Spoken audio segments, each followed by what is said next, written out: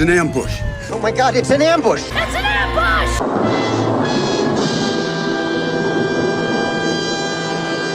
Of course! Good evening, everyone. Oh, I forgot to put up the overlay. Well, that's okay. You saw me naked there for a moment. Oh my God. Anyway, good evening, everyone. Welcome to an ambush stream on a Friday night. Was feeling kind of bored, a little energized. I took a nap earlier today. I was feeling, as I told someone else earlier, a bit ursine, a bit hibernative. And so I took a nap that lasted for about an hour and a half. It was a pretty good nap. I was nice and warm and cozy in under my blankets, and I was like, oh. And so I have some extra energy this evening. So goody gumdrops.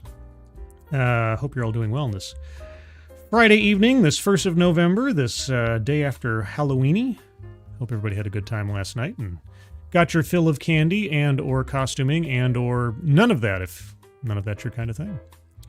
But yeah, I just thought let's do a little bit of a throwback. It's kind of weird to say throwback because it's been a while since I've done a panel discussion on DEI or anything near to. So I thought, hey, what the heck? This was posted just the other day. Staying Woke. The Case for Diversity, Equity, Inclusion, and Why It Matters, October 23rd, 2024. Now, for those of you who are total and absolute nerds, that particular date has some significance. If you know what it is, you're a nerd. You can say so in the chat, and I'll highlight just how much of a nerd you are. But until then, who's joining me on this beautiful Friday evening? Hero Soldier, good evening. K-Shoal, good evening. You're a Ridiculous Lunatic, good evening. The Best Remy, good evening. Attack Alpaca, good evening to you. Who else is here? Anybody else? Oh, the Alexander. He who I have bequeathed a brand new identity. The Alexander. Good evening. The Dead Man. Good evening. Adega Outlaw. Good evening to you. Theater Wench Ginger. Good evening. Anybody else? Simon Willikins. Good evening. Fernanda. Good evening. Yeah, I have some splaining to do. Alan Thyler. Good evening to you. Let's see. Yeah. It's the timing. It's always the timing, isn't it? Well, what is up? All you need? Well, what is up? Me at this hour. I know, it's bizarre. But, yeah, so I came across this just a few minutes ago, and I thought, heck, let's take a look. Also, I made myself some cocoa. Cocoa. Now, of course, I'm no cook, so this is Swiss Miss Dark Chocolate. Warm my tummy, Swiss Miss. A couple of requests, being a professional YouTuber as I am. If you have not already, please do like the stream. Share the stream amongst your various social media outlets if you have them, whether it's Facebook or Twitter or Snapchat or LimeWire or Napster or ICQ perhaps, or AOL Messenger.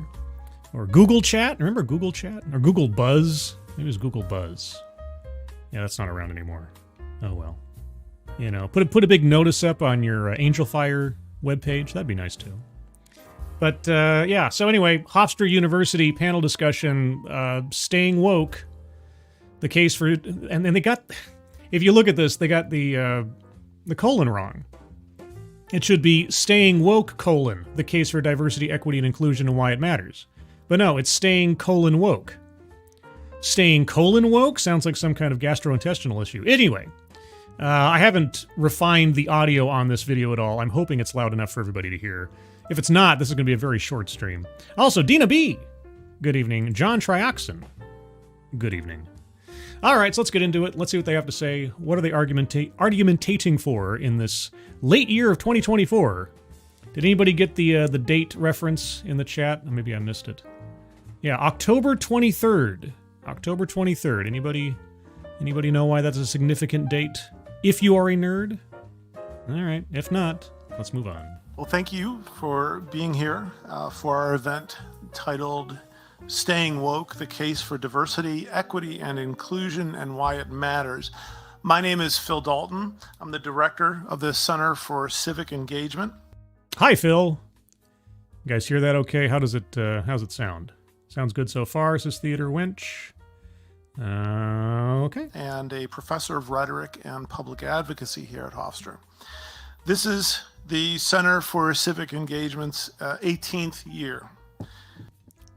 Okay, 18 years, civic engagement. Our mission is to offer educational, co-curricular, and cultural programs and activities that foster an awareness of local, national, and global issues, encouraging students to be active citizens and contributors to their local, national, and global communities.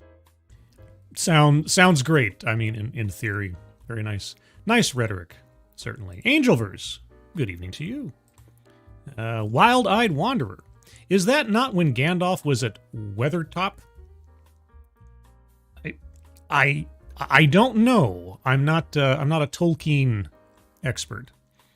Well, here, I'll give it away. October 23rd was the date in the Fallout universe when the bombs fell.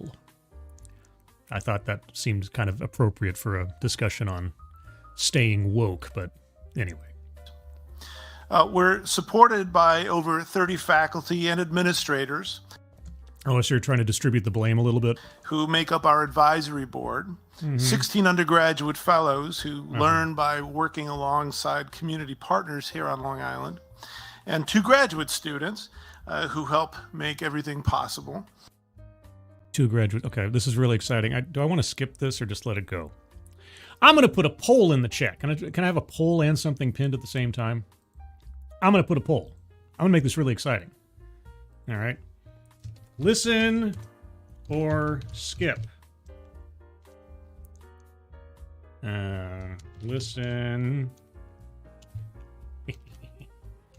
I'm making this very, very interactive today. Okay. Let's see. Is that going to work? Yeah. Listen or skip. I want you guys to tell me. Do we listen to this guy talk, or do I skip to when the panel actually starts? Oh my gosh, listen is winning. Nope, no, it's winning, it's losing, it's winning. Oh my gosh, it's like a horse race.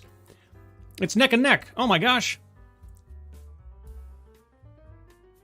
Gosh, I'm looking at the election results so far. Oh my gosh, Skip is in the head. Now listen. Oh my gosh, listen is in the lead at 50%. Oh, 54%.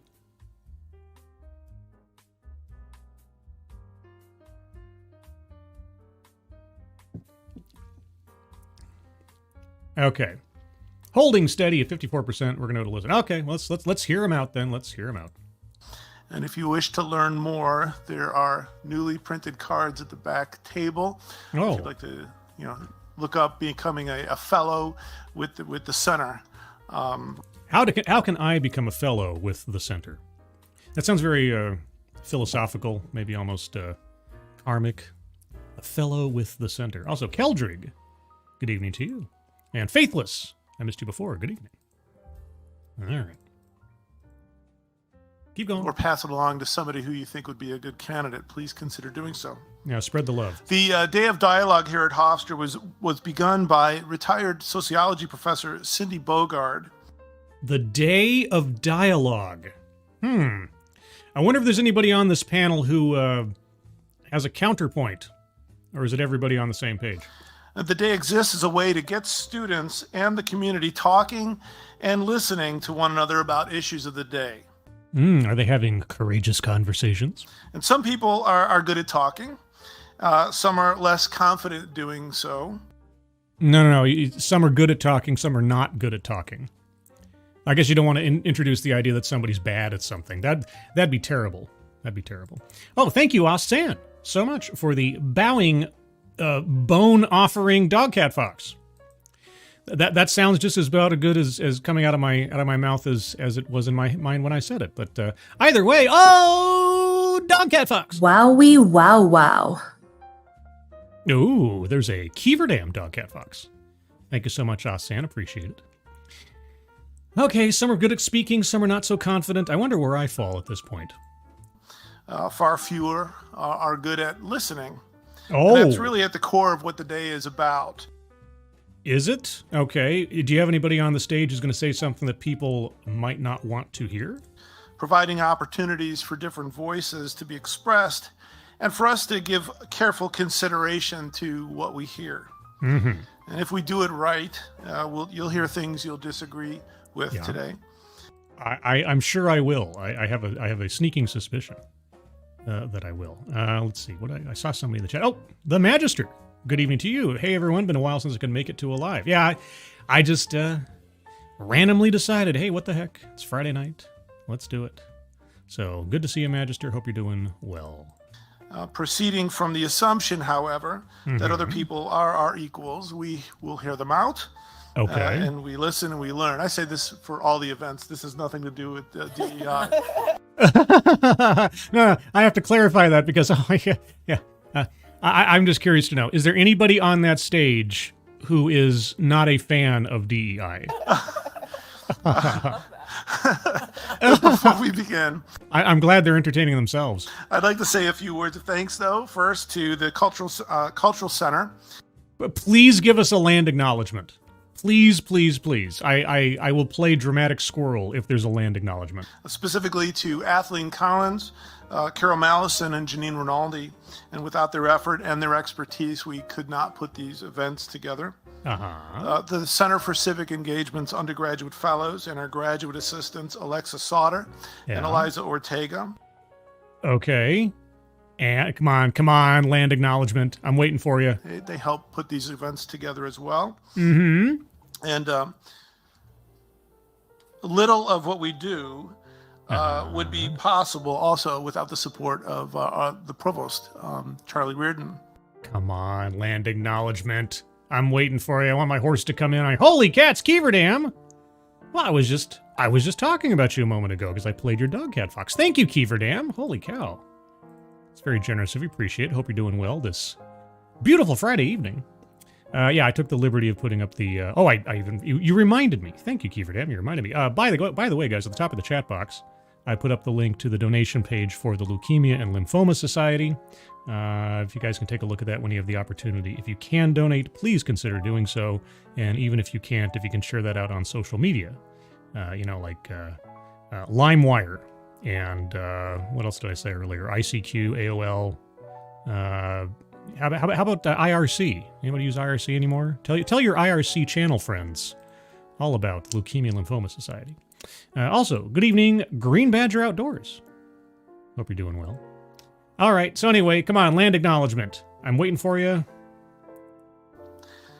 Now, to begin this morning's event, I'd like to introduce Dr. Aisha Carter-Wilson, Hofstra University's Executive Director for Equity and Inclusion. Ooh, the Executive Director for Equity and Inclusion. Oh boy, so she's a professional. Let's see, which person on the panel is that? I'm guessing it's going to be far left. I made a funny. I think I just made a funny. And she will introduce the panelists and act as moderator for this discussion. Thank you. Yes, no. Oh, I was wrong. Thank you, Phil. Oh man, I was hoping I'd make a funny. Oh well, okay, so wrong. I guess she's the far left from her side of the table. So, as I said, I'm Aisha Wilson Carter. Yes. Thank you to Phil and your team at CCE, as Land acknowledgement, as well as the Hofstra University Diversity, Equity, and Inclusion Committee, and Mario Murillo, who definitely was my partner. And Jerry Mathers as the Beaver. And this conversation was really a brainchild and what we've been talking about and discussing a lot on that DEI committee. So thank There's a brainchild on a DEI committee? Okay. you all for being here. Yeah. So this panel is really basically discussing diversity, equity, and inclusion. Why My favorite. Also, before I get too far into things, Big Dave 1066. Good evening to you. All right. Yes. it matters and the importance of staying woke, using that language, even though it has become controversial for some reason. Yeah, for some reason, it's become controversial. I can't imagine why. Can you guys imagine why staying woke has become controversial? I don't know. I'm mystified. So across the country, state lawmakers are proposing bills to limit diversity, equity, inclusion programs at public universities. And Yeah, because they're inherently racist. And also, the argument for diversity was found not constitutionally sustainable to defend affirmative action. So there might be some reasonable considerations why you'd want to move away from that and not just lean on the words and their definitions, right? They're dictionary definitions. Like, you're against diversity, equity, inclusion. It's sort of like Black Lives Matter. You label your movement with a phrase or a sentiment that by itself in isolation sounds perfectly either neutral or fine, but it connotates something far more complex and sinister. Sorry, I'm getting ahead of myself. The schools and in the private sector too, when they can. Yeah. These bills can impact a wide range of initiatives, from defunding DEI offices and officers to removing diversity statements from hiring practices. Yeah, because they're legally questionable. And initiatives that really get at the sense of belonging for both students, faculty, and staff. No, it gets at the power dynamic of being able to lord over everybody else on a moralistic basis and pull a paycheck for it, while also kind of turning back the clock on decades of civil rights law. I mean, only that. So nearly half of the states in the U.S. have either introduced or are in the process of drafting such legislation. Well, if over 50% of the states draft such legislation and approve such legislation, will you start to give over to the sense of democracy taking place? This panel is going to focus on the growing national backlash against diversity, equity, and inclusion and belonging. Growing? And why proponents actively trying to make a positive impact must really address both the valid and invalid and baseless criticism. Oh, goody. Oh, boy. All right, so, as you know, the growing backlash.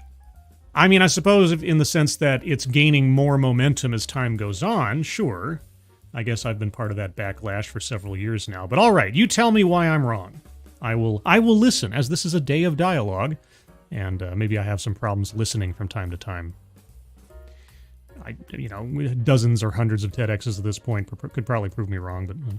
So I'm just going to start because I think a lot of times when we hear those words, DEIB, we're not really sure what they mean. Oh, I know exactly what they mean. Diversity, equity, inclusion, and belonging. I know exactly what they mean. Also, I think she said they're baseless criticisms. Well, is this a day of dialogue or a day of lecture? Are any of our speakers open to the possibility that they could be mistaken about something? Is there anybody on the panel that's a dissenting voice on the subject for discussion and debate? Or is it just a monolith of our way or the highway? So I just want to start with a brief definition. Oh, I love definitions. Go ahead. Diversity is a representation of individuals with different identities. Diversity is anyone who is either not male, straight, white. Yeah, I mean, basically that.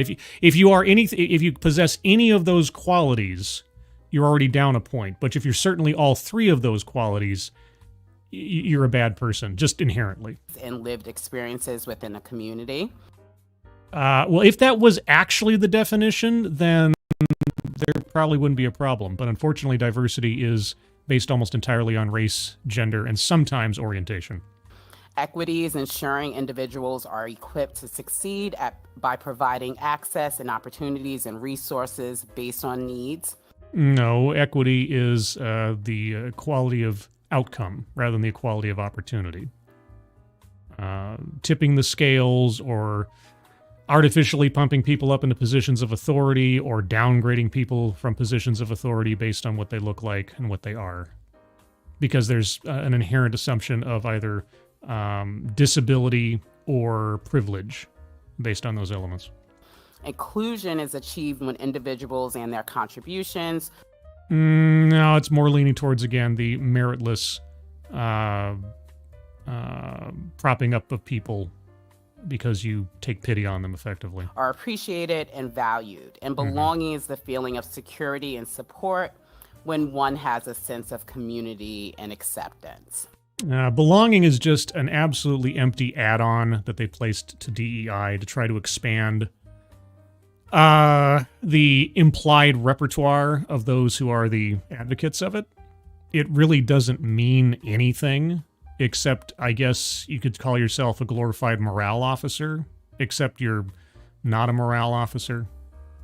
I mean, every time I hear somebody add another letter on there, I think to myself, remember when people like had letters after their names that actually denoted something of merit? Like MD or PhD, or at least indicated that someone had had a formal education in something. If it's now, well, I'm a DEIBAJ executive. You're just giving yourself accolades without actually having to prove anything, which also kind of, lends itself to DEI quite well. And so I'm going to now tell you a little bit about our panelists, which I am super excited. I am too. Who are these guys? Oh, sorry. Who are these folks with an X? That we are all here today. These panelists are great. You'll hear a little bit about them.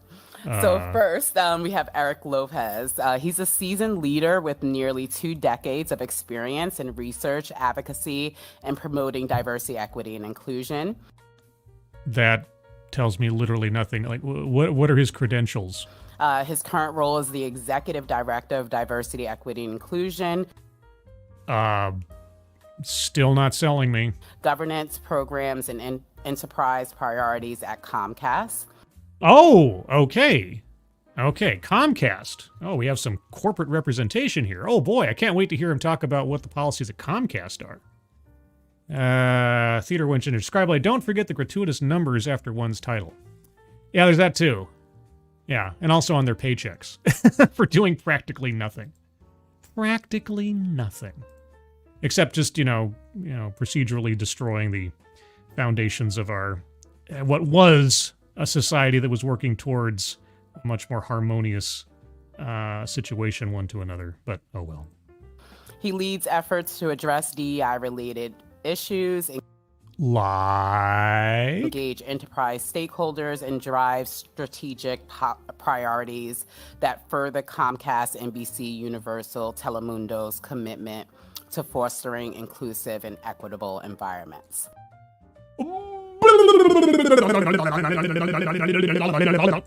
He is a Fulbright Research Grant recipient.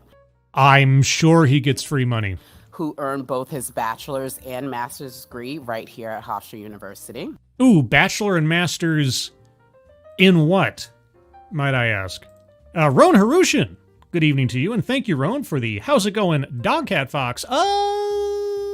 Dogcat Whoa Fox. wee. Whoa whoa. Ooh, there's a tailed feature Dogcat Fox. Thank you, Roan, appreciate it. Hope you're doing well on this beautiful Friday evening. Bachelor's and master's in what? His Fulbright research in Hungary focused on the discrimination of the Roma in public education. Ooh, okay. Well, that might be interesting. And explore the parallels between post-Brown versus Board of Education policies. Oh, Brown versus Board of Education policies. Post-Brown versus... Oh, interesting.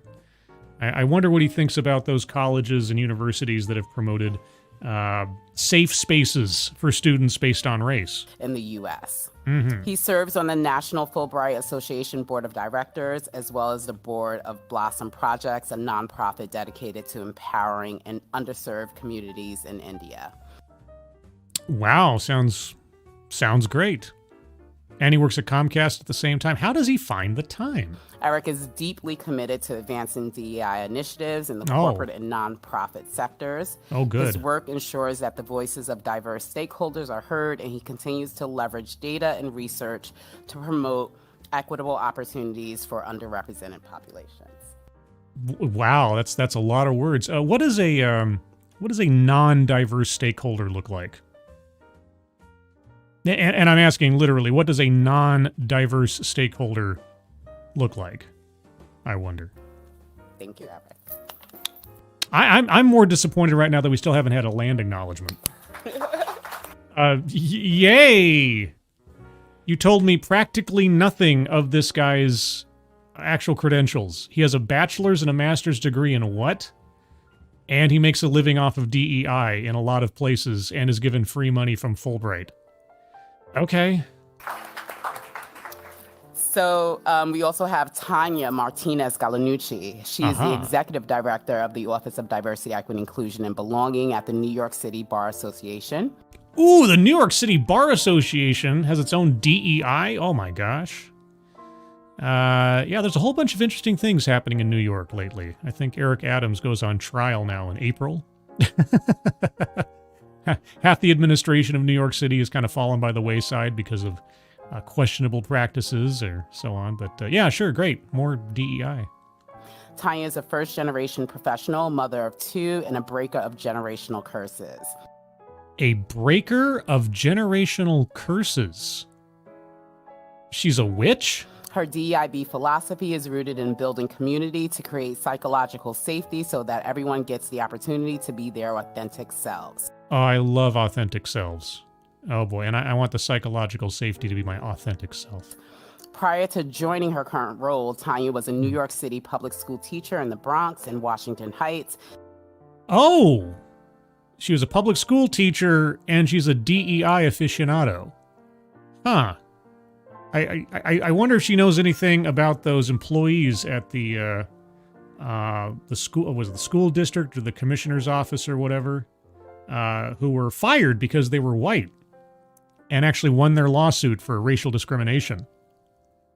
Yeah, New York. And later litigation associate at clearly gotten about. I'm sorry. Both sets of experience have deeply informed Tanya's DEIB practice. Okay. Thank you, Tanya. Yeah, okay. And Charmel Christie, who's our current Dean of Students here at Hofstra University.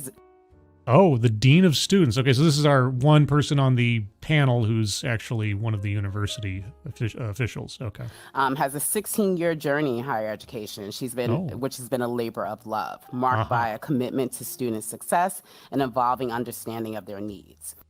Oh, does she care about the success of students that don't fall within her preferred racial and or gender demographics?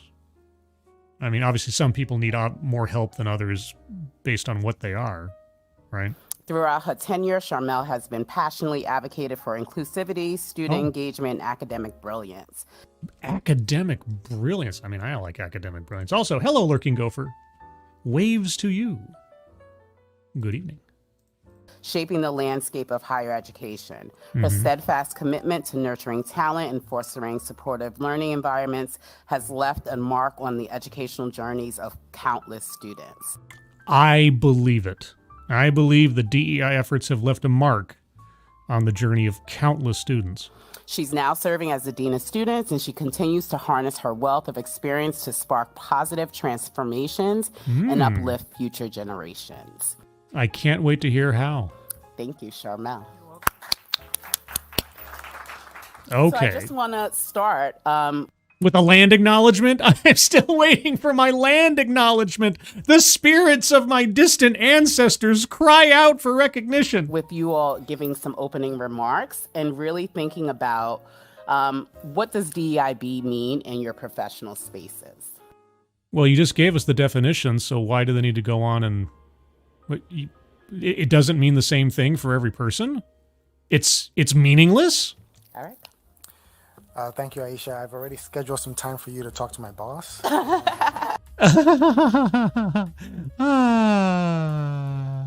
all the great things that I do. Yeah. No, thank you so much, Aisha, and everyone who played a role in creating the space for us to talk today. Is it a safe space? I mean, you know, with that catering tablecloth all over the place, is it really that safe? And for all the administrators and faculty that invited me to speak, Okay. very honored to be here. Mm-hmm. So as Aisha said, Eric Lopez, Executive Director of Executive Director of Diversity, Equity, and Inclusion at Comcast NBC Universal. Wow, I mean, that's pretty high up. I got to say, that's a pretty high up title for Comcast. All right, so we have somebody representing Comcast. I really hope he talks about what initiatives, programs, or goals that they've had at a major American company. However, I will say that all comments and statements are my own. Yeah, all right. Put up a firewall. I get it. And I'm speaking on my own behalf. just have Sure. to say that. Well, what are you gonna say? And so I can speak freely about these issues and what I think about them. Which will at least implicate what you do and how you proceed at Comcast with the title you possess. And so how do I view my role at Comcast or at any other organization with respect to diversity, equity, inclusion is mostly as a coach. Oh, as a coach. Okay. What do you coach the various departments that actually produce things? What do you coach them on doing? And a mentor? Sort of like a health partner. And you're going to hear me say a lot of things about health. I wonder if his degrees are in public health. Because public health is like that sort of catch-all kind of deal that I've found, aside from an actual like diversity, equity, and inclusion degree, which some exist out there, or social justice degree. Public health is this umbrella term that can mean just about anything. Sounds really official, but implies almost nothing by itself. Anyway, a health partner, you said? And I'm going to create or speak about parallels about how diversity, equity, inclusion is sort of like how I would think about a health practitioner talking to a patient about how to improve their well-being. Okay, so you're sort of like a psychic doctor. In this case, and with respect to diversity, equity, inclusion, is about the well-being of the culture of the space that you're working in and the stakeholders that participate and engage in that space. Culture doctor. Okay, it doesn't roll off the tongue nearly as well as script doctor, but okay. So that's primarily how I think about it. My journey there has been, as Aisha mentioned, through many years working in the nonprofit space at first, starting here in New York City, working at the Neighborhood Defender Service in Harlem, and then working my way into Washington, D.C. eventually, through the nonprofit circuit there, and then eventually now into the corporate space as a practitioner in the DEI space there. Do you say, whenever someone says the word practitioner, yeah, I do think of someone who's like an actual doctor, except he's not a doctor. So it always makes me a little cagey. Or someone who's like an actual, is a leader in a vocation, like an actual demonstrable, tangible vocation of a kind that produces something, or is, like if someone says I'm a practitioner of law, right? I could say, it's like, okay, well, someone has studied the law, helps people, kind of, has an understanding of how the world works in a way. Practitioner of medicine and so on. Practitioner of DEI doesn't instill any kind of confidence in me. It just raises a heck of a lot more questions. And to put it lightly, I think that DEI over the last 2 to 3 years has gone through some shifts and changes that are significant in many ways. You're correct. Would you like to detail some? And as a practitioner in this space, I think that it has challenged us not only to fight back against folks who obviously see this space and this work as threats to themselves. No, I don't see it as a threat to myself. I see it as a threat to the fabric of our nation and the potential of what past legislation and cultural shifts promised us that, people who are in the DEI space seemingly don't care about or don't have any awareness of.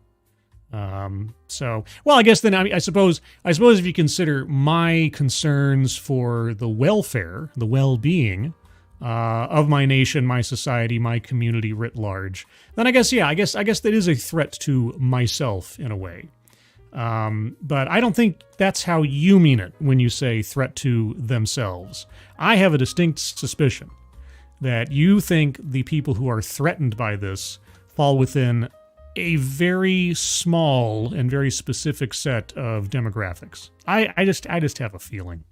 For a variety of reasons, some uncalled for and some misguided. Are any of them legitimate? This is the same thing we encounter all the time with a TEDx talk or anything else when you think about the persuasive essay. If you're going to try to make someone or try to persuade someone into believing something about what you have to say or try to move them to your side, you have to acknowledge, at least acknowledge, some or all of the opposing viewpoints to your position, and then, counter them with your own points, facts, evidence, and so on.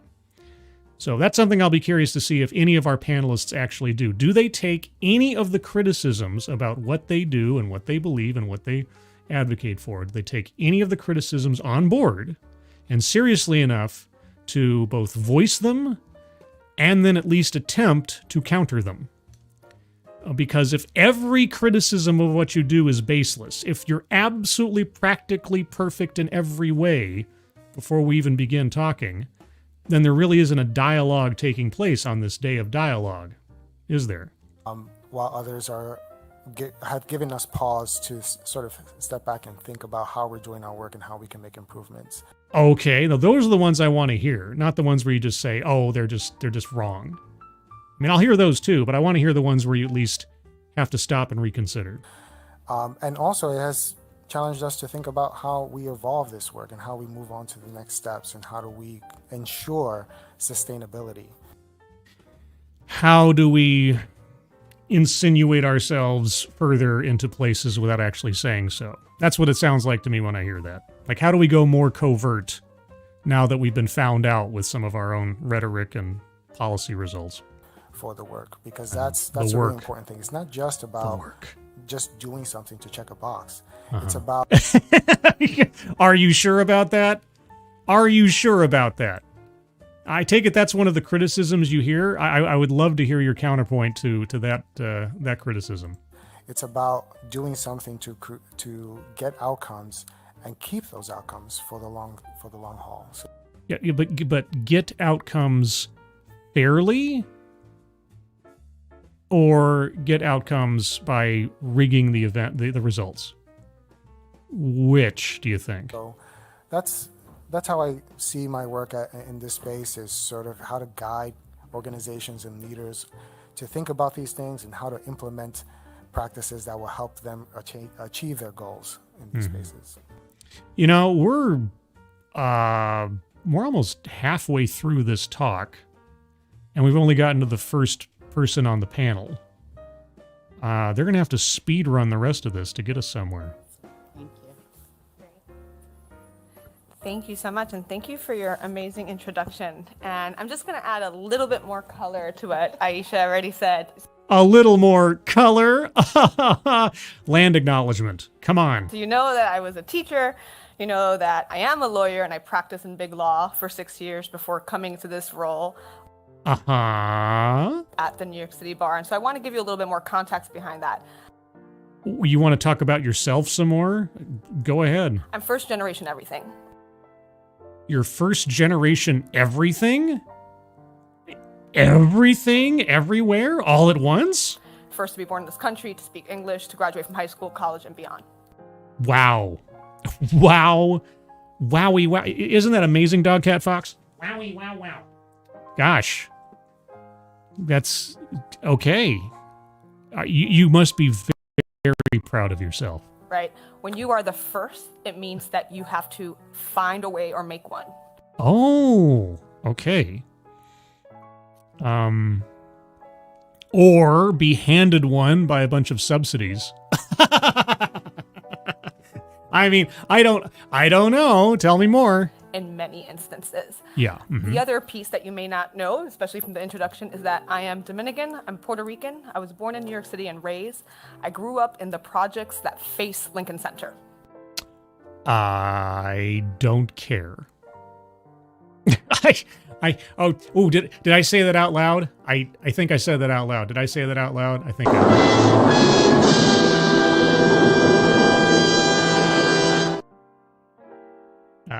That means what to me? Seriously. So from the moment I became a conscious being, yes, I was aware of the haves and the have-nots. And oh my gosh. Oh my gosh. I am a hero. Hero, hero. Oh, hero, hero. I want to be a hero, hero. Okay. Where I fell on that spectrum. Oh, okay. So when I say DEI is my birthright, trust and believe I mean it. When I say I take what I can get on the basis of what I am and not what I've actually earned, I mean it, everyone. Believe her when she says it. Believe her when she says it. Also, Daryl Brewer, good evening. You said what I was thinking, at least, Scribe-Light. Well, I occasionally say things, and occasionally great minds think alike. Shiro Gorath, good evening. A Shiro, Shiro, Shiro. Or, as this Ask the Grace says, a Huro, Huro, Huro, bah, Huro, Huro. Yeah, she's, boy, oh boy, guys. I mean, we got a, doing the Neil deGrasse Tyson move. We got a badass over here. All right, so this is your birthright. DEI is your birthright. Well, I suppose after a fashion, you're correct. Because it really is non-determinative elements of one's birth that put you either in the good or the bad when it comes to DEI. So Okay. For my ancestors, for my present, for my tomorrow, this is why I do DEI. Oh my gosh. God, guys. I mean, folks. We are in the presence of a true, absolute hero. Aww. And she's getting choked up about it too. She's getting really emotional. The emotional labor. Recognize, everybody. Recognize. And so I'm going to talk a little bit about DEI within the legal profession. Oh, good. I can't wait. Tell me about the diversity argument for affirmative action before the Supreme Court. Please. Tell me about DEI as it holds up against Title VII of the Civil Rights Act of 1964. Please. And beyond, because there's a real important reason why I stopped practicing as a litigator and instead focused my attention on doing DEI facing the very industry, facing the legal industry. Oh my gosh. So you're not a lawyer anymore. Okay. Tell me, facing the legal industry. Okay. Make sure that we're holding ourselves accountable. Oh, I hear that a lot. I hear holding people accountable a lot. Okay, what is holding someone accountable in the legal industry to DEI look like? What does that mean? How do you do that? And I'm asking sincerely because I don't know and I want to know. Right. So one thing I want to talk about is my definition, or not mine, I didn't create it. No, of course not. Have you created anything? But the working definition I use of DEI, and why isn't it the same as what the lady at the other end of the table said? And if it's different, again I ask, if there is no set meaning, then it really is meaningless, isn't it? It's based on a definition that was put out there by Lily Zhang. And if you have not read their book, DEI Deconstructed, I highly recommend it. Is Lily Zhang Legion for They Are Many? It is a great how-to 101 DEI, what it is, what it isn't, and it gives you a really good background of how we got where we are today. Oh, I'll pass. But just so we're all on the same page, DEI is a multidisciplinary framework. There are no disciplines required in DEI. There are no disciplines required in DEI. I actually did more than a couple of streams on this, looking for how do I become a DEI consultant. For those of you who are veterans of the channel, you may recall this, and if you've already heard me say this story before, I apologize, but I'll say it again. I remember very clearly, this was a couple of years ago now, I said to myself, what would it take? If I wanted to become a DEI consultant, what would I have to do? And I looked up I think it was at least 3 or 4 different videos from individual DEI consultants who said that, how my DEI consultancy journey or something like that, or how to become a DEI consultant. And the very first video I looked at was probably one of the saddest things up until recently when I saw the DEI executives saying that the most common element of their job is loneliness. But aside from that, it was this lady, and she was sitting in her bedroom doing a YouTube video, as you do. And she talked about how she's always wanted to help people, and she was really excited to get into this work. And she went to school, and she got a master's degree in organizational psychology.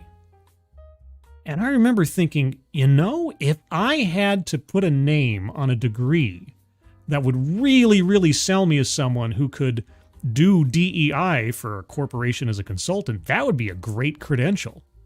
Holy cow, organizational psychology. And it seems applicable to a lot of things. So I was like, wow, so she actually went to school and got something that denotes hard work and merit. Like, okay, great. And then over the course of her little video, she confessed that by the time she actually got into the business, she realized that that degree was not necessary at all. That it wasn't asked for, it wasn't a selling point per se. Lots of people were in the same business as she was, and none of them had that kind of credential. And I don't recall specifically, but I do remember at least empathetically that I felt very bad for her, that it felt like she'd come to a realization late in the game that who knows how much time, money, strain, and stress that she'd spent to get that degree was effectively meaningless. Because DEI consultancy and getting into DEI as a business does not require any kind of specialized discipline. You just have to say so. Or there was a time where you just had to say so. Might still be the case, but at least at that time, I was just... So interdisciplinary framework. Talk about nonsense corporate speak. But she is a former lawyer. Keeverdam, thank you so much for the super pair. Yes, super pair. At least as much of a hero as someone who is nothing but a series of firsts and grew up in a place with a particular ethnicity looking at a particular place in New York. Thank you, Keeverdam. Appreciate it. Anyway, okay, yes, a multidisciplinary framework, you say. It uses the knowledge, data, and information from various disciplines. So you take other people's work? To better understand our environment, our context, right? Okay. Well, if you're going to keep doing that, then I got to occasionally pipe in with this. Okay. Yeah, keep going. DEI measures its outcomes based on how well people are doing, to Eric's point. No, it doesn't. DEI measures its outcomes on the percentile split of demographics in a business, organization, or campus. And the percentile split is based primarily on race, ethnicity, gender, and sometimes orientation. It's not the success unless you see success as the correct mix of skin colors. And if you see success as the correct mix of skin colors, that's a Pyrrhic victory, as they say. Do people feel financially secure? Do they feel safe? Well, no. I don't care about, well, if that's where you're going to go. What about actually being financially secure, actually safe? I mean, I can feel financially secure while someone's walking out the back door with all my money. They speak their mind. Can they be free?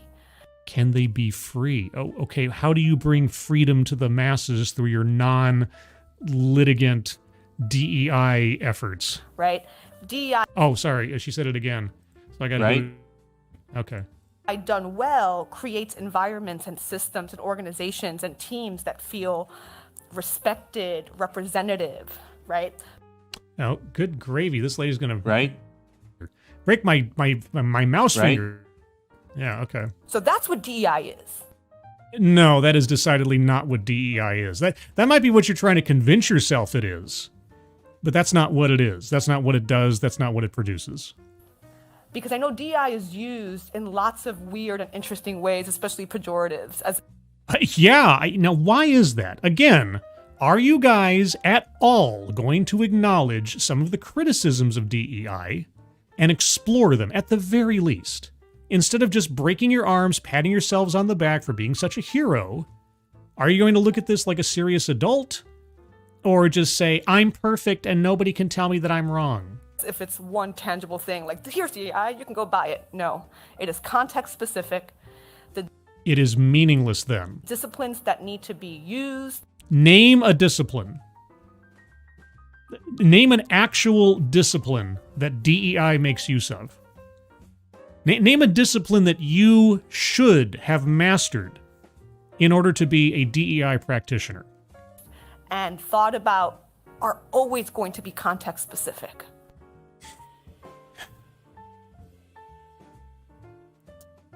If there is no definition, it means nothing.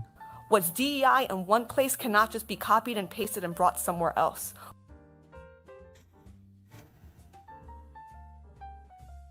Okay. There has to be a unifying philosophy to it, though. Right? So, for example, I've talked about this before. We had, at the company I used to work for, we had efficiency experts come in, right? Oh, I did it too. Oh, no, I did it too. Okay, so they came in because we had to upgrade our systems.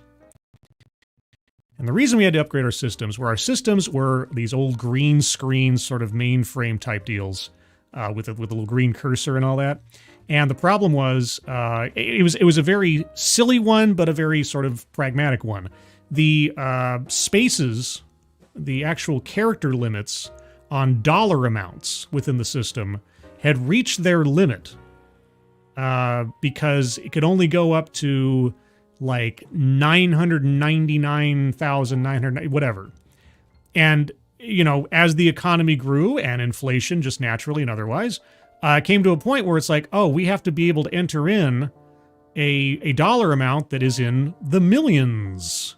And the system literally could not do that. It was not built to do that. It was not designed to go past this limitation. And so because of that and a couple of other things, them trying to improve things, they brought in some efficiency experts to upgrade our systems. Now, yes, they had to tailor their product to our specific needs, but their product had a name, and their product had a baseline structure that had some adaptability to it to service the needs of individual clients, but there was one unifying thing that did not change one place to the next. So, yes, DEI might be a solution in various situations, but there has to be something at the very top that remains stable. The very top that does not change. If you cannot say what that is, or you're saying that it's going to be different in every way, no matter where it is, then you don't actually have anything. You just say that you do. It's called snake oil. We must understand what we're trying to do and how we got there before we ever think about any solutions. What does that even mean? We are at least a decade or more into this. DEI is not a new idea. It's not something that's still being felt out, or shouldn't be.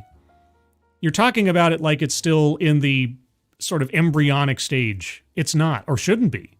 And if it is, I think you might need to rethink your entire career. I know that's a difficult thing to have to do at this point. It sounds like our speakers so far are so steeped into this, to have to start questioning themselves would be to risk nullifying their entire lifestyle and living. But okay. Right. So that's... Oh, sorry, she did it again. Okay, right? Right? Yeah, right. one thing. Ah. The second piece I want to bring up is I went into law because I thought the law was a way to bring equity and justice and fairness into the world. It can be. See the Civil Rights Act of 1964, and at least appropriate for this discussion, specifically Title VI and Title VII. And I already told you why I exist, right? I know my purpose. I know why I'm here. You have my sympathies if this is what your purpose is. Right? Why are you laughing like that's a punchline? Nobody on the panel is smiling. And it was very quick upon entering law school that I realized, oh, wait, this is not the way I'm going to be able to do that. Why? Why not?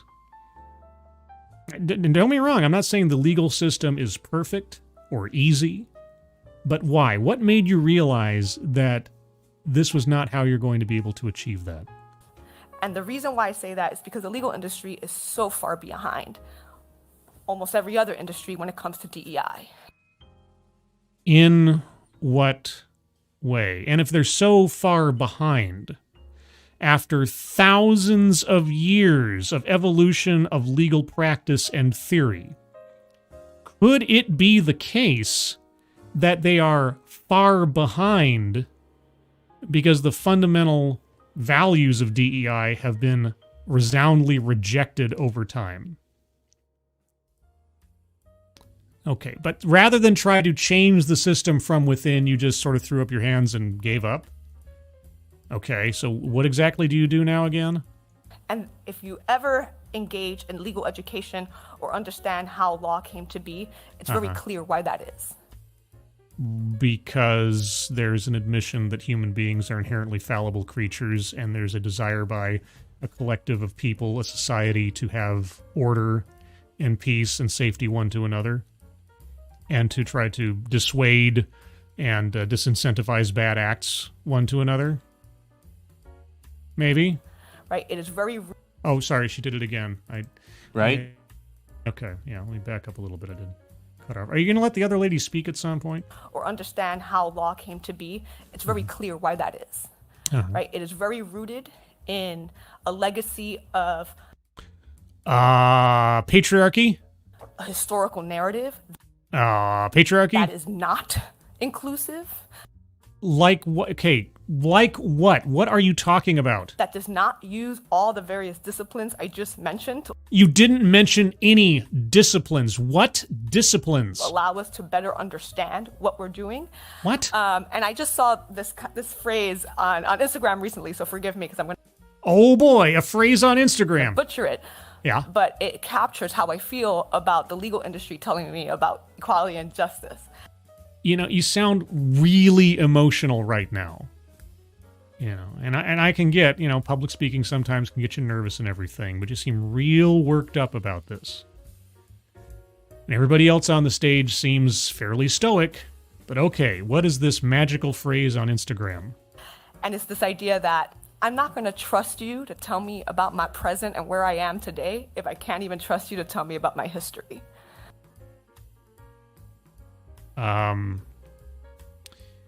You are not the center of anyone else's universe, save perhaps for your parents. But the rest of society, rest of the world, it doesn't have to and is not obliged to cater specifically to your trust issues. And so remember that, right? These systems are... Oh, sorry, she did it again. She did Right? it. Okay. These systems, which systems? What are you talking about? You know, for a lawyer, you're not much into the devil of the details. And so remember that, right? These systems are old.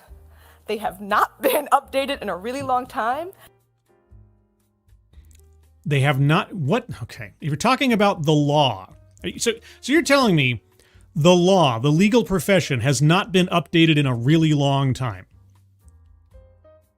Yeah, I guess the Supreme Court just does nothing session by session. You know, I suppose all those judges and all those juries out there making new case law, new precedents, things being struggled over, those things just don't happen. Major decisions in law just don't happen. Affirmative action doesn't get knocked down, right? Barriers against same-sex marriage don't get knocked down. No, it just don't happen in a really long time. What's a really long time? I suppose with the attention span of somebody who finds their philosophical wisdom off of Instagram, probably thinks a really long time is like, what, 4 days ago? And the very people who could bring the knowledge into the room about how to make it better have been systematically excluded historically and presently. I'm a victim, always a victim. And this is very much why I switched my focus from being a lawyer to lawyering lawyers. So if you can't beat them, then criticize them from outside the very profession that they practice. Okay, I mean, I'm a critic. I'm a critic of people all over the place in different professions I don't have anything to do with. So, okay, fine. How effective has that been? What are your success stories? What have you learned? What progress have you made in that endeavor? So that's my take on DI as a profession. And I think... That is, I'm sorry, that's a poor sales pitch. If you were trying to convince me that DEI as a profession is something worth pursuing, nothing of what you said would have convinced me, even if I was somehow inclined to want to believe you in the first place. I just wanted to make one other point, just tying it into everything I just shared. Sure, the floor is yours, and you've taken at least twice as long as the guy previous you. You know, if you look at when DEI started.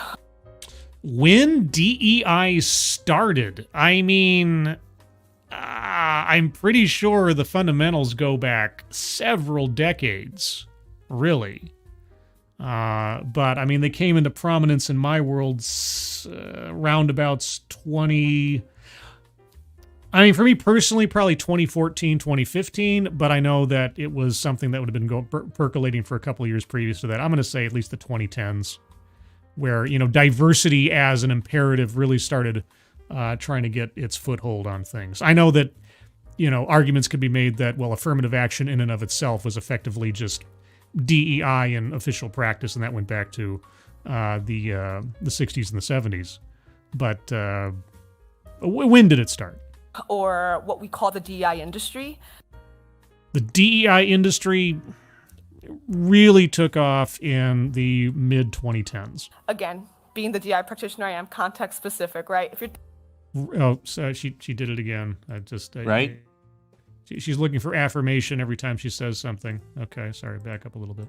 being the DI practitioner I am, context specific, right? If you're thinking about America, and you'll read this in the Li Zhang's book, there are... Do you read any other books than this one lady's book? Is everything from one book? Sounds quasi-religious. There's evidence of the prototypical features of what we now call the DEI industry as early as the 1920s.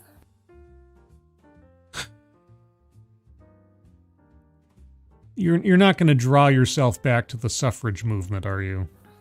In these encounter groups where people were trying to bring in folks from different racial groups to come together and learn about each other.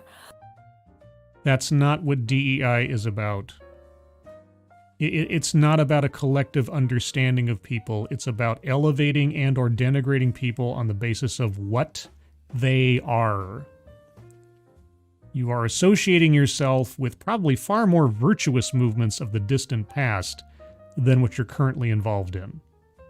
And I can't say what this lady's doing specifically because she hasn't really told us, but the movement and the industry that she's attached herself to is not some, luminous being on a hill providing safety and healing to everyone.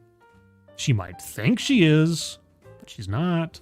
So we can understand some of those efforts to have led to what we today call the DEI industry in America. No, you really can't. However, I just want to highlight the DEI is beyond that. Are you going to let somebody else talk? At all? It's the way that we're understanding it, and we're but only humans, and we use the words that we have and the concepts that we have to create it. Could you use some coherent words and concepts? Something more concise, please? But I want to emphasize that DEI really reflects the very human and natural desire to be treated equally. No, it doesn't. It inherently does not. Nothing mechanically about how DEI is implemented in organizations and businesses actually does that.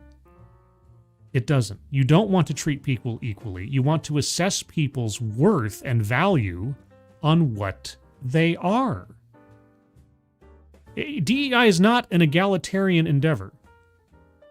Again, you may want to think that's what it is. You may tell yourself that's what it is, but it is demonstrably not. And the fact that you're not willing to take on the criticism of that, I mean, it probably has more to do with saving your own ego from having some self-reflection. But the more that you protest, and every time that you pause, and what I want you to understand, I know what you want me to understand. How about you demonstrate it? And to be respected. Oh, respected. On what basis? And that will exist always. And it has always existed as long as humans existed. What, DEI is for treating people equitably and with respect? Yeah, right. And so DEI, no matter what people call it or try to do, will always exist because the human spirit will always endure. What are you talking about, lady? Good. You know, I think I know why you didn't make it in the legal profession. Your closing arguments are nothing but word salad. You could give Kamala Harris a run for her money right now. I will always want to belong. So that's my view.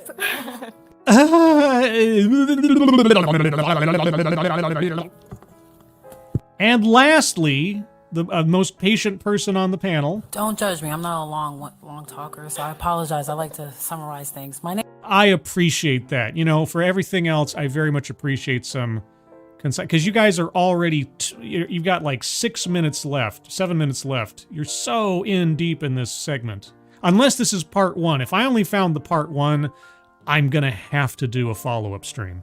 My name is Jamel Christie. I am the Dean of Students here. And Hello. If you haven't noticed, I'm unapologetically black. What is that supposed to mean? If you haven't noticed, I'm unapologetically black. Well, here's the thing. I'm not a mind reader, and I can't tell by your presentation, but I don't even know. God. I know you might not believe me. There's probably people out there that probably don't. It is functionally irrelevant to me what someone's skin color is.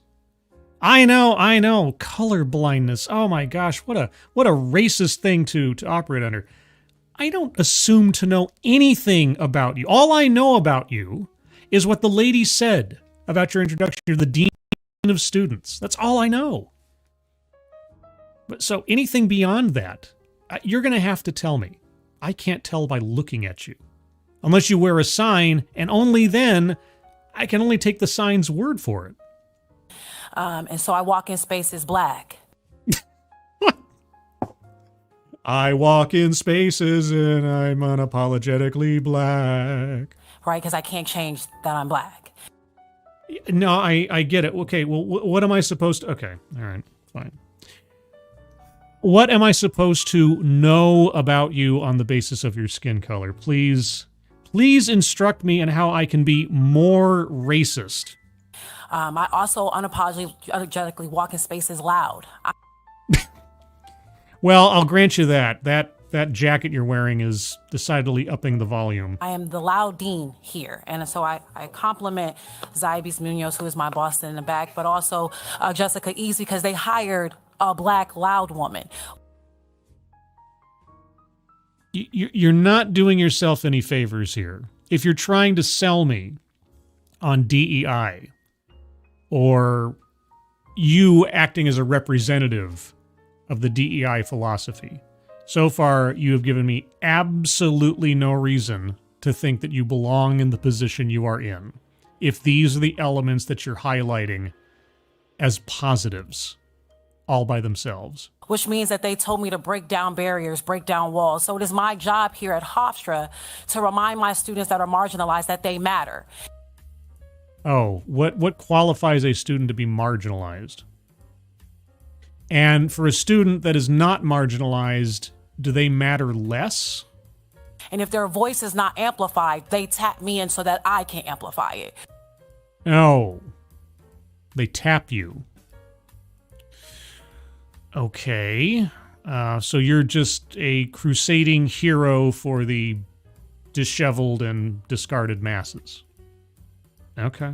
Right, so that's my primary job. Every day I walk into spaces to remind folks who my students are. No, you just said you walk in spaces because you're loud and black.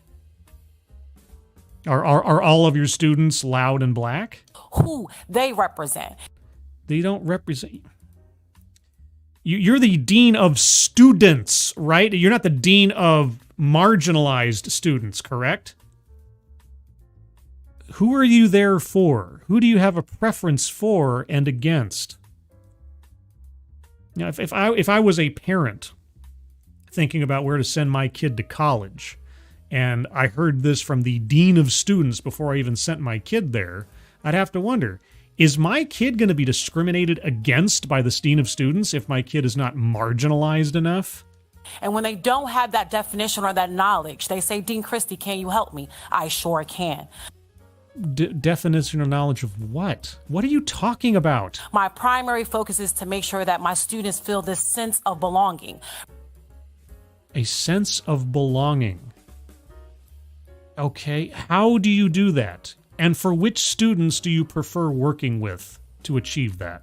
Based on the fact you just told us to marginalized students are your realm of focus. Break down barriers that's preventing them from feeling like that, right? You're what? You're like a glorified psychologist? Or like a therapist or something? What are you talking about? Right? Because they do pay to be here, but they also want to feel valued. Well, they want to get what they're paying for. What exactly is it that you do here? They want to be respected. And when they feel like someone is disrespecting them, then they call Dean Christie. Someone's being mean to me. I'm being disrespected. Oh, there, dear. What's going on? What has happened to you? What horrible fate has befallen you? I pay tuition here when I'm not getting scholarships on the basis of my skin color, and the teacher wouldn't give me an A. Did you do your homework? No, but that shouldn't have to matter. I shouldn't have to engage in the emotional labor of dealing with this intellectual oppression just to get a passing grade. Help me, Dean. Help me. I'm being oppressed and marginalized. I'm just guessing that's how that conversation goes. And so at all this panel, you're going to hear me talk with passion, but some folks like to put me in a box and say aggression. Well, you're the loud black woman, so isn't that, and you're there to break down barriers, so isn't that an aggressive framing you've already given us? And that is okay. But when I speak today, understand I am only coming from the lens of a black, loud, proud woman. It means nothing. None of that means anything. Because Hofstra said that I belong here, and so I'm going to remind my students that they belong here. Oh, golly gee whiz. Well, great. You belong here because of elements of your makeup that say absolutely nothing about your character, your merit, your qualifications, your ambition, nothing. Okay. At least you kept it short. We only have 5 minutes, 45 seconds left in this segment, if this is all the time they had slotted for this discussion. I wonder if this was it, if everybody was supposed to take a couple of minutes and talk about themselves, but of course our fearless hero in the middle decided to take like 10 minutes just to spout off about how awesome she is. Thank you. Thank you all for the... Was that the panel discussion? Because you got 5 minutes. You're going to take questions now? Was that it? Those amazing No, it wasn't. opening remarks. No, it wasn't. Yeah, I think it's clear why you're all the panelists. It's clear why they all succeed in DEI. Because it's all a lot of bluster without any real content. Okay. Here today. So, and I do thank you because you all touched on some of what we're going to talk about today. With the 5 minutes you have left, I really hope, I mean, for the sake of completeness, I hope this is just part one of something. I'll have to find out because it feels like, especially Lady in the Middle, went way too long taking the air out of the room. And from your specific lens. Mm-hmm. So yeah, just kind of following up on what Tanya said, DEI, you can go back to the 1920s, but we also know that DEI is also rooted in a lot of the anti-discrimination laws from the civil rights movement, right? It's really, DEI is rooted in the anti-discrimination laws of the civil rights movement. Okay, tell me how DEI hiring practices match up against Title VII, please. Right, back in the 50s and 60s. And also, when it comes to higher ed, a lot of the accreditation standards also are rooted in DEI. Tell me about the admissions policies rooted in DEI. And so by using the data, the policy, and the interventions, DEI advocates really say that we're trying to address discrimination. You mean employ discrimination? Along racial, gender, ability status, and it is a full spectrum. So I'm really happy you said that DEI is not this one size fits all. But you just said it though, right? It has an overarching philosophy. You just gave it. It is a one size fits all in the thrust of what it is, right? You're looking for equity and inclusion, right? Diversity, equity, inclusion. But okay. Depending on the industry and how you're talking about it and where you're talking about it. So supporters and DEI practitioners argue that DEI forces a more inclusive environment, right? Forces is a good word. Yes, forces. That is a good way of putting it. Mandating it, and so on, even to their own detriment. Thank you, Assassin of the Gray. The warning they bring is clear. So long as the Who White Devil lives, diversity is under lethal threat. There's only one solution, the 100% diversity solution. My truth to power. Yeah, bringing the truth to power. You know, taking away the power from the powerful, because obviously it's all about power dynamics. There are those that have it and those that don't, inherently because of what they are. We don't care about the individual basis. We only talk about the demographics. Anyway, let me back up a little bit. Thank you, Assassin of the Gray. Back up a second here because I think I cut her off. Practitioners argue that DEI forces a more inclusive environment, right? Whether that be in the private sector, on a college campus, or in a K-12 school setting.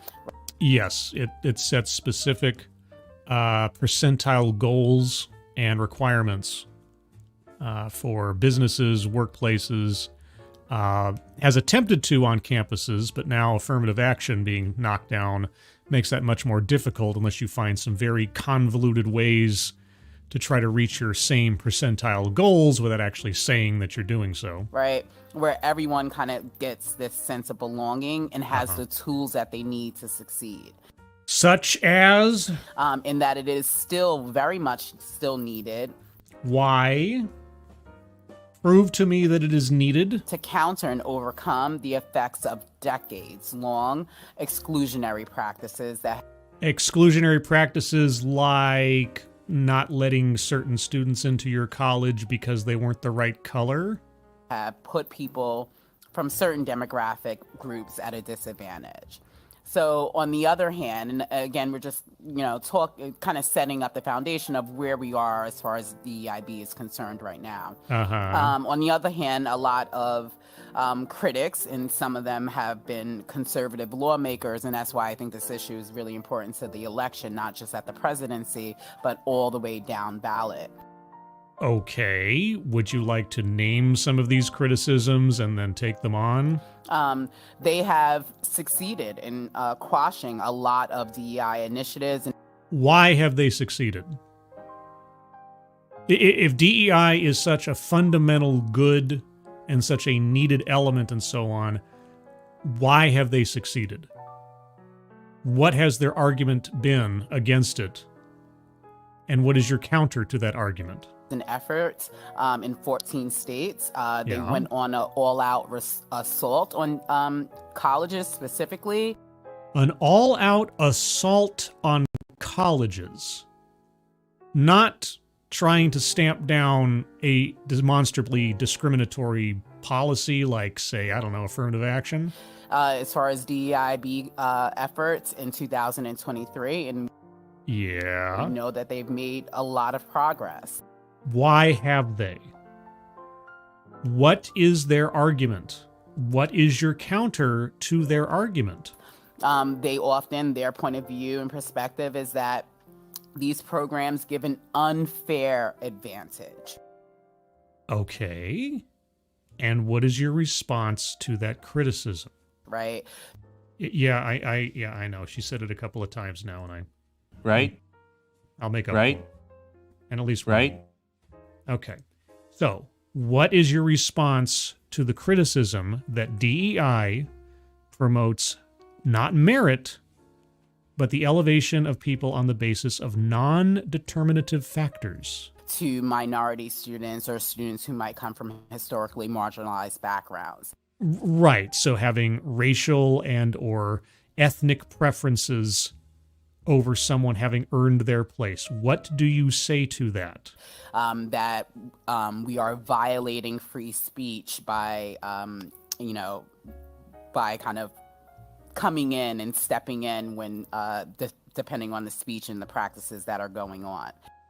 I don't know explicitly what you're talking about, but if someone says something contrary to your beliefs, do you then make moves to remove that person or to suppress that person? Does DEI do anything like that? If someone is a doubting Thomas? Okay, well, there you go. You've got two criticisms so far. You have elevating people to positions not on the basis of what they can do, but instead what they are. And you have suppression of free speech or free expression. Okay. How do you respond to those criticisms? And that generally they might be, they're saying that they are a waste of money. Well, can you show a return on investment for those companies that have gone full in on DEI? Okay, so 3 criticisms so far, right? Okay. Promoting or giving advantages to people on the basis of what they are, not what they can do. Suppression of the freedom of speech or expression among certain communities or organizations. And now a lack of return on investment for the money put in. All right.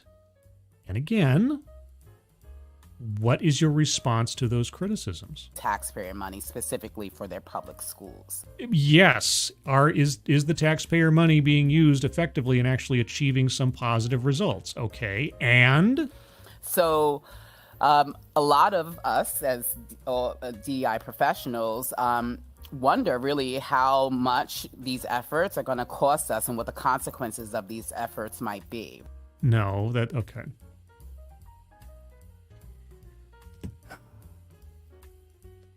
How much is it going to cost you? How much is it going to cost you? Well, first off, that's not the correct response to that. The correct response to that is to say, okay, well, they say that it prioritizes people on the basis of race, let's say, rather than merit. Well, here's why that's not true. That should be the response. Not that their criticism is going to cost you. How do you answer these criticisms? Why? Okay, you've got 2 minutes. Right.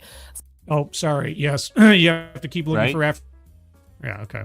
So anywhere from job losses to financial setbacks. Okay, so it's all about your career and your paycheck.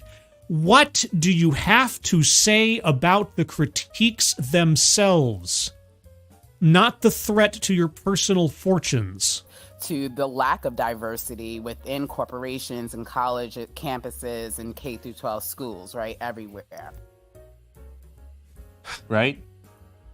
Yeah, of course, your real concern is the diversity, but of course your first concern is your own personal lifestyle. So we know that they've come for affirmative action.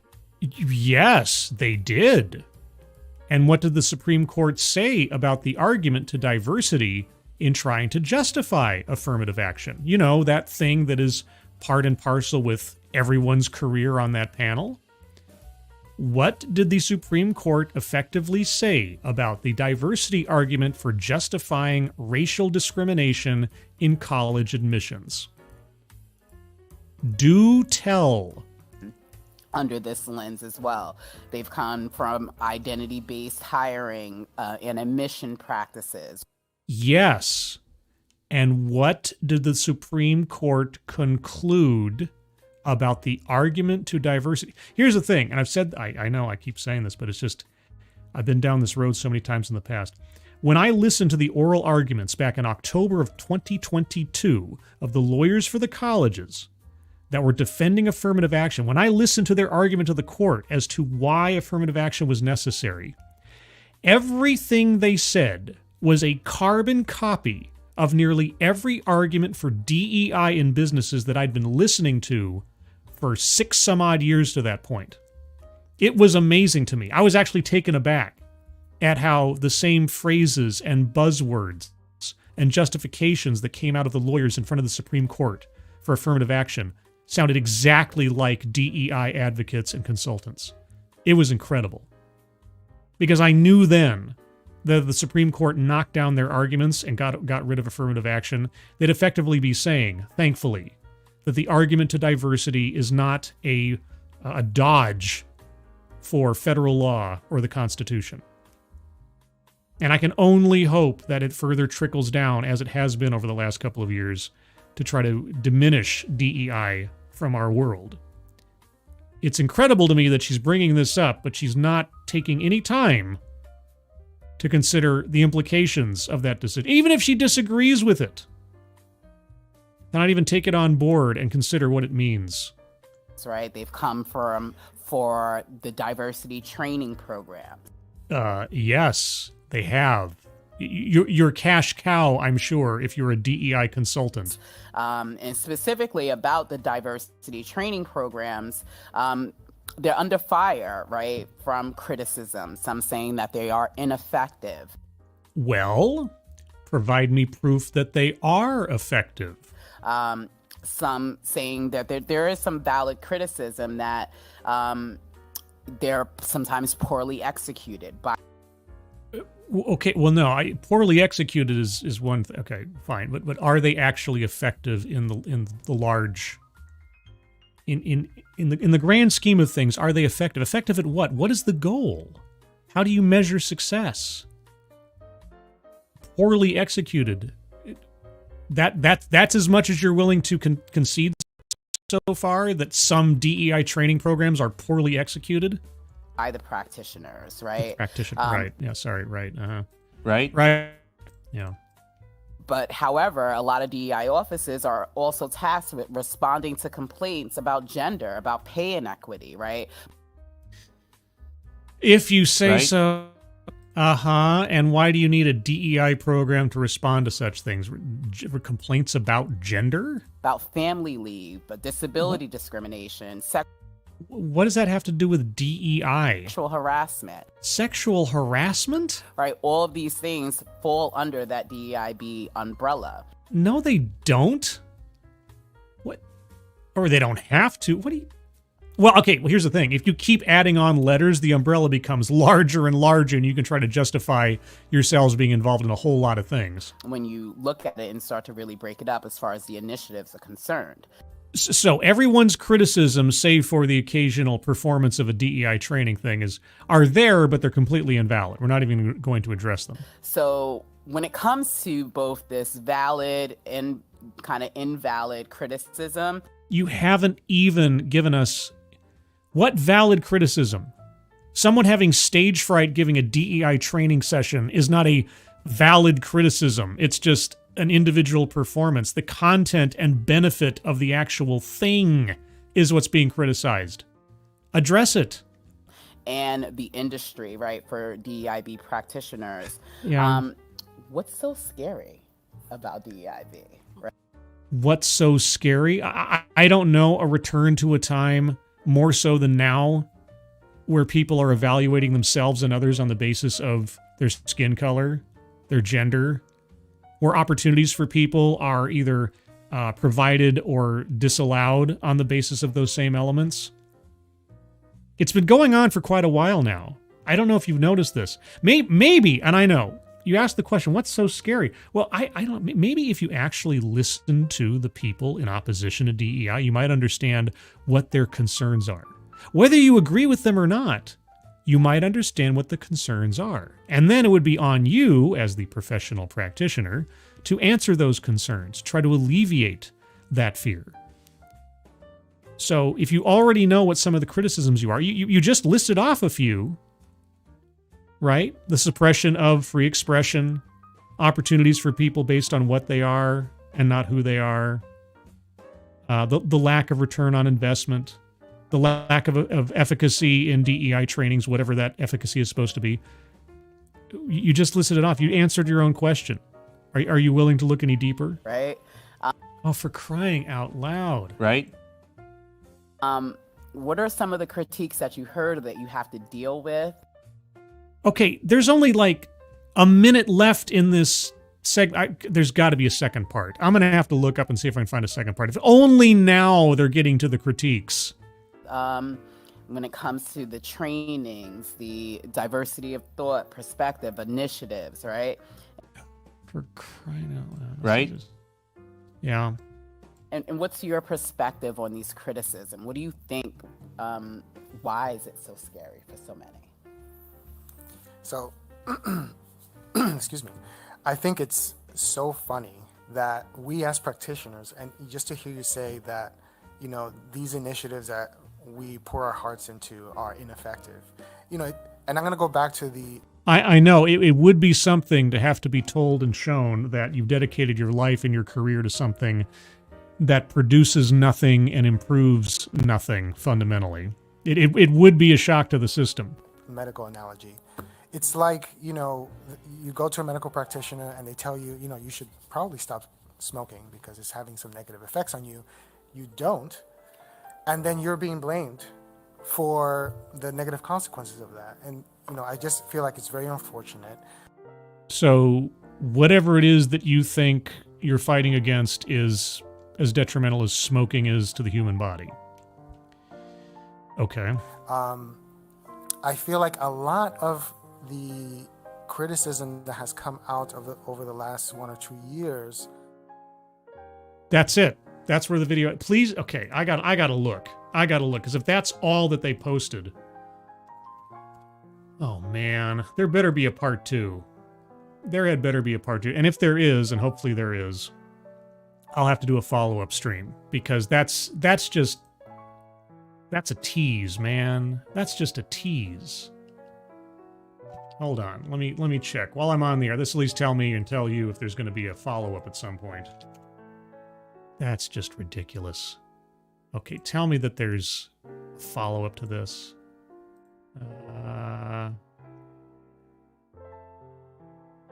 What's this? Is this the next one? Did they really just... That's it? You gotta be kidding me! Are you serious? That's all they posted of this? Oh, man. And we're just getting to the good part.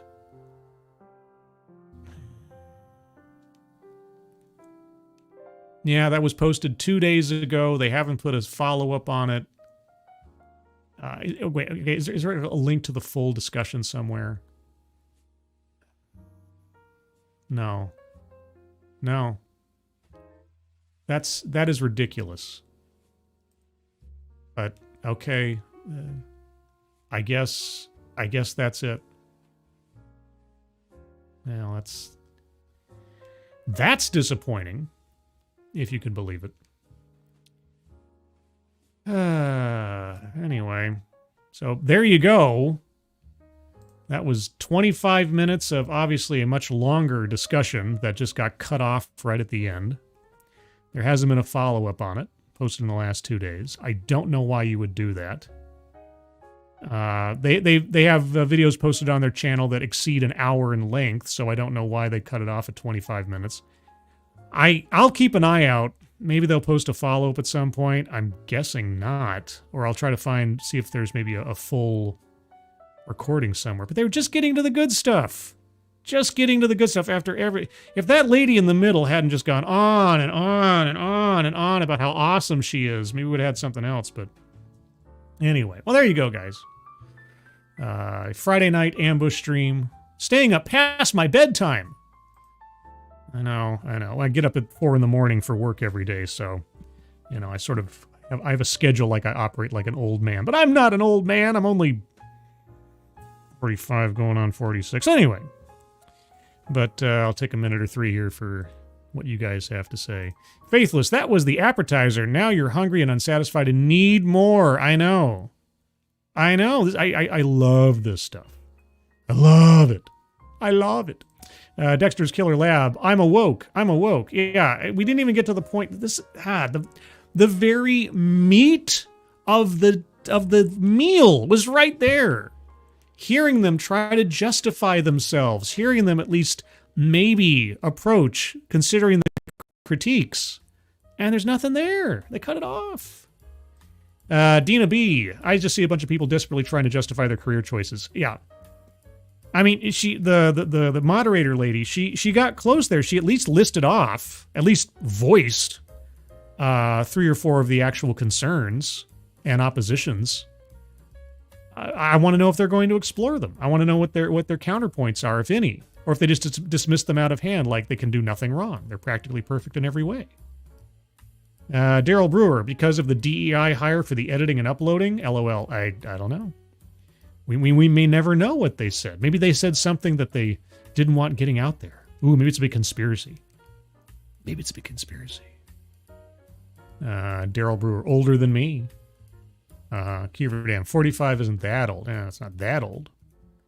Yeah, I guess, compared to like 97 or something. You're ridiculous lunatic. Bedtimes are meant to be nebulous near the weekends, I'm told. Yeah, I know, but there's also these sort of conditioned reality, as if you're always having to get up at 4 a.m. and you usually put yourself to bed around 8 or 9 p.m., your body starts saying, hey, it's time to go sleepy. Even if you don't want to. Even if you want to stay up eating ice cream and watching horror movies, your body's like, it's time to go sleepy. But that's, I had a nap earlier today, so that's why I have a little bit more energy going into the evening here. Kiever Dam. My grandma just turned 96 2 days ago, by the way. Well, happy birthday to Grandma. Happy birthday, 96. And she says her dad lived to be 97. Well, I'll tell you what, you couldn't ask for much of a fuller life, short of being like the Highlander or something. But happy birthday to Grandma. Hope she's doing well. Let's see, anything else before I decide, do I want to do anything else? Do I have anything else to talk about? I mean, does anybody really want to listen to me about anything anymore? I have a TEDx. I don't know that it's too much to do tonight, but I have a TEDx. I'll at least give you a little preview. The next TEDx I mean to do, whether it's on an actual TEDxcellence night or because I'm really bored, is a topic that came up, and I thankfully have a specific overlay that I can use for it. I've used it tonight, but I can use it for this because it has to deal with psychology or psychiatrists and stuff. The TEDx that I would have done Thursday night if I had more energy is why we need more black male therapists. I'm far too curious to find out the argument for that. Specifically, black male therapists. Is it because there aren't that many? Or something? I don't know. But that is... And I actually had a thought. I know at least... Well, I know of. I've never actually met the man. I know of someone on YouTube/Twitter who is a practicing counselor who I had considered seeing if I could recruit to come on with me to watch that one to get his professional insight. So I'm thinking about that one. Holy cow, Tarkata? Tarkata, has it been a while? Oh my gosh, your 10th super chat on a live stream, it says. Well, thank you, Tarkata.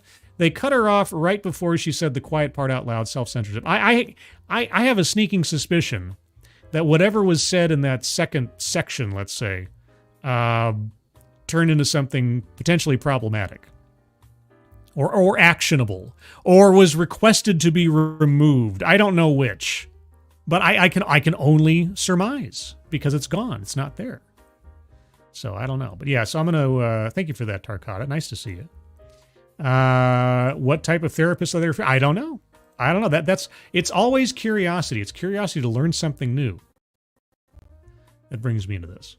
But let's see. While I'm here, did we already look at that one? Hold on. I have a video here and I don't know if we already looked at this. We might have. Yeah, we did. Okay. I'm looking through to see if I have something very short. Man, I want to play this one, but it's an NBC segment thing, and I don't know if I'm going to get zapped for copyright or something if I do. It's a 3-minute video from NBC, their little YouTube channel called Stay Tuned, and the question they ask is, Trump or Harris? how hip-hop could decide. Oh, man. I don't want to risk it. It's like it's a 3-minute segment, and I maybe I could get away with that. It's like, I don't want NBC coming down on me. I don't want NBC coming down on me. Just keep pausing and you should be good. I'll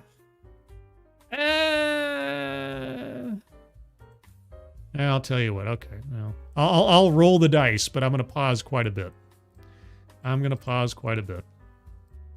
All right. I might have to turn up my own music a little bit, just to make sure I don't cause any problems here. Oh, let's get a... Boy, they make that circle awfully big around me. I don't know why that circle's so large. Let's put up something else here instead. All right. Oh, boy. All right, so Trump or Harris, how hip-hop could decide. Oh, boy. Let's find out. I think hip-hop can still move the needle when it comes to politics. I know you must think that, otherwise you wouldn't be here. That's a big part of the culture. That's a big part. Oh, see, this is the problem. They're going to start playing music from these rap videos and stuff. Is use your voice. No, I can't. I'm not even... Sorry, guys. If they're going to play hip-hop songs and I can't roll the dice on that one. I apologize. Not even going to try it. If you want to look it up for yourself, it is called, again, Trump or Harris, How Hip-Hop Could Decide. It's on NBC's Stay Tuned YouTube channel. So there you go. Yeah, I just can't even. Ron Riffle, DEI certified. About time we have a black man on here. Well, I mean, okay. I mean, if that's really your concern, I can help you with that. I can help you with that. And also conceivably provide a valuable product. This is my friend Satsu, aka Chef Tyrone, founder, owner, and CEO of Oishi Fried Chicken LLC, featuring a new line of signature spice mixes. Chef Tyrone's homemade blends are the perfect gateway to delicious fried chicken or any other protein you might prefer. These recipes were painstakingly tested in Tyrone's home kitchen to bring you all the fantastic flavors you and your family can enjoy. The current flavor lineup includes original, spicy, lemon garlic herb, barbecue rub, and taco seasoning. You can buy individual packs of your favorite flavors or save some money with a variety bundle, all through the online store. And Oishi Fried Chicken ships nationwide. Go to www.oishifc.com and order today. There we go. I've filled my DEI diversity quota for the stream. There you go. And I'm sure Satsu feels particularly exploited as a result. With that, guys, I'm going to call this here. I appreciate you guys turning out for this ambush stream on a Friday night. Just some programming notes. First and foremost, Sunday at 8 a.m. Pacific, 11 a.m. Eastern will be the Sunday stream, where I'll go over a digest of interesting stories from throughout the week for entertainment and educational purposes. And then Tuesday, Super Tuesday. Remember, the 5th of November, because I'm going to be coming on here. I'm currently planning at around 4 p.m. Pacific time and going as long as I can stand it, as long as my voice will go. And I'll try to have on some guests in between, and we're going to talk about and watch as the election results start coming in. I'll have my bevy of pepper jacks ready to keep me energized during the course of the evening. And, it might be kind of just a long watch party, a long watch and wait party. So planning on doing that on Tuesday. And we'll see how that turns out. We'll see if the experiment works. And if you all decide to do some stream hopping, like you would like a bar hopping kind of thing between myself or Ranting Monkey or Sinatra or whoever else is on the litany of YouTubers doing streams that night, because I know a lot of us are going to be doing so, perfectly fine. There's going to be plenty of time to visit and chat and joke around as we wait and see how the future of the country is going to develop over the next 4 years. So, looking forward to that. I mean, looking forward to it in the sense of I want the election to be over with. Also looking forward to it in the sense of I really do hope, for the sake of comedy, that Kamala loses. But there you go. We'll just have to find out as we go. Otherwise, everyone, I want to thank you for joining me for this ambush stream. Sorry that it was not nearly as satisfying as I hoped it would be, but that's Hofstra University's fault. I'll keep an eye on their channel, and I'll look around. If for some reason there is like a full version of that panel out there, I will do a part 2 at some point, because I really, really want to know, honestly, what was said afterwards. Moderators, thank you for keeping an eye on things, even though everyone here has been so well behaved. You have very, very little to do. Everybody who donated either to myself or to the Leukemia and Lymphoma Society, link is at the top of the chat box. Thank you guys so much for your generosity. Very much appreciate that. Otherwise, everybody, hope you enjoy the rest of your Friday evening. If you're a night owl, hope you have a good weekend ahead of you. I hope you're all safe and well. If you're not well, please get well soon. And I'll see you on the next one. Take care. Bye-bye.